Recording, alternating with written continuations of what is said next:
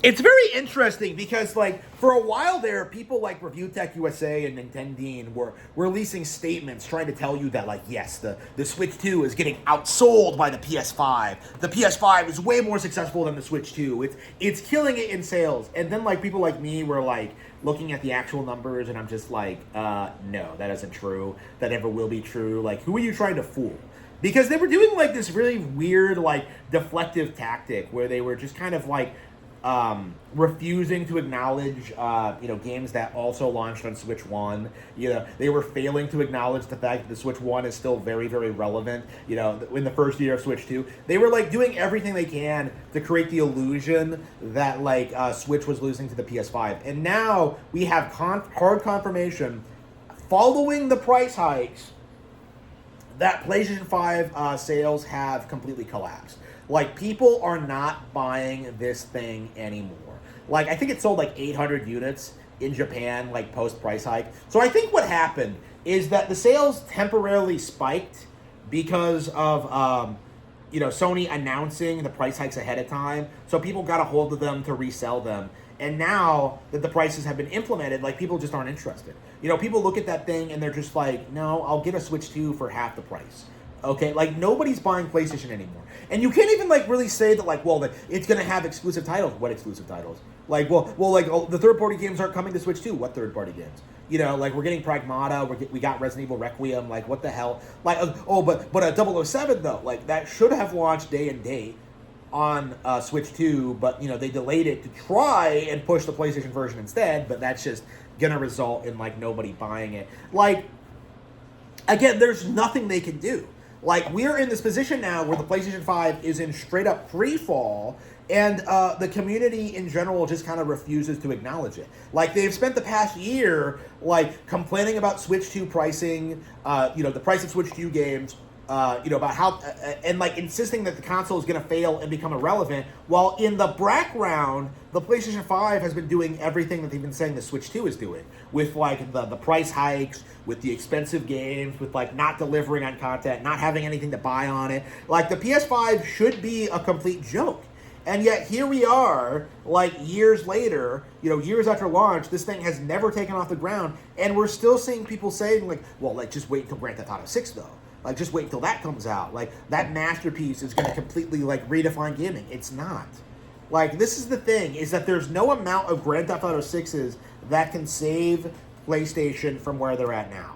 They are a declining brand that sold itself on this idea that it was the cooler adult version of Nintendo. Okay, once that image fades, once more people start acknowledging that Nintendo is the superior brand, like, PlayStation will just have no relevancy.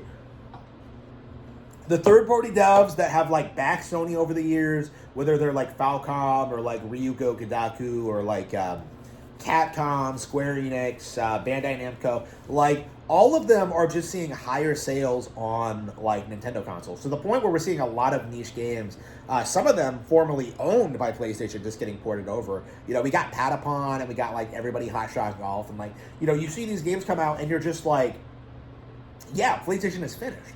Like, and they have been finished for a long time. But what we're seeing is just, like, the general community doesn't know how to handle this. Because PlayStation is supposed to be the big boy of the industry. It's supposed to be the industry leader. It's supposed to be, like, the biggest and best platform. It's the premium brand. But what we're seeing is that this allegedly, like, premium brand is getting completely mogged by a plumber and his friends. Like, that's the reality of it, is that Mario, in this early Switch 2 era, is, like, dominating the PS5.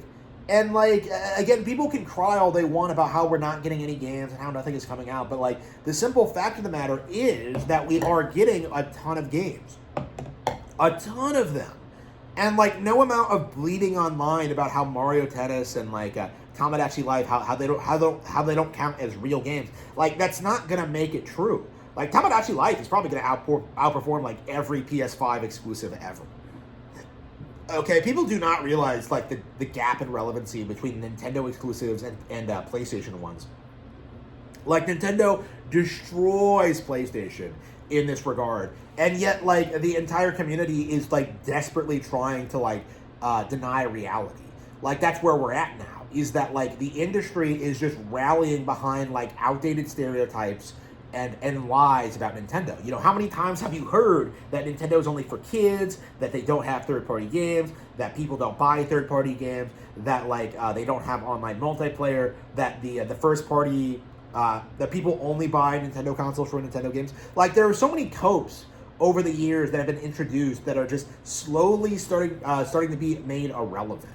And a lot of it's not just because of like Nintendo's competency and how well they've been succeeding. A lot of it is due to PlayStation just completely dropping the ball with everything. Like, they don't have a clear direction. They don't have a focus. You know, they've gone through a ton of executives. They don't know.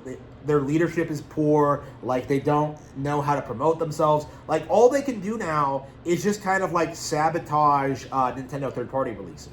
Like, we saw this with like 007.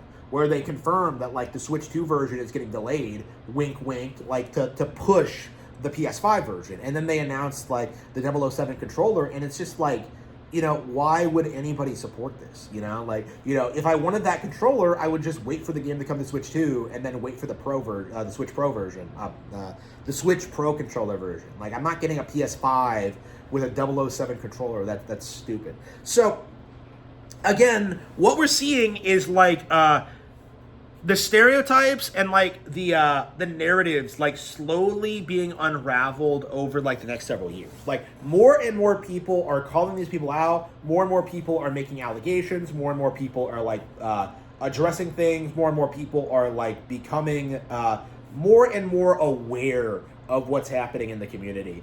Because like, we saw this concept being introduced that the PS5 was outselling the Switch 2 after the 2025 holiday season, that this was an unprecedented success for PlayStation, and like a couple of months later, not only was that not true, PlayStation 5 sales are through the dirt because of the price hikes, which, again, these people refuse to talk about at all. But oh yes, they will definitely keep reminding you that the Switch 2 could potentially have a price hike in the future. It's like, it's dumb.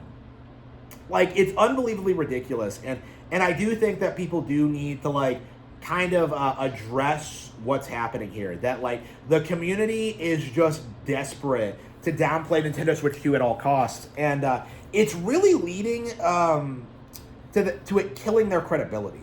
Like, what we're seeing now is that more people are just like struggling to stay relevant, to compete, to do anything. The simple fact of the matter is, Nintendo Switch 2, it has beaten PlayStation. That Nintendo has beaten Sony. And what we're seeing now is that the masses are just completely incapable of accepting that.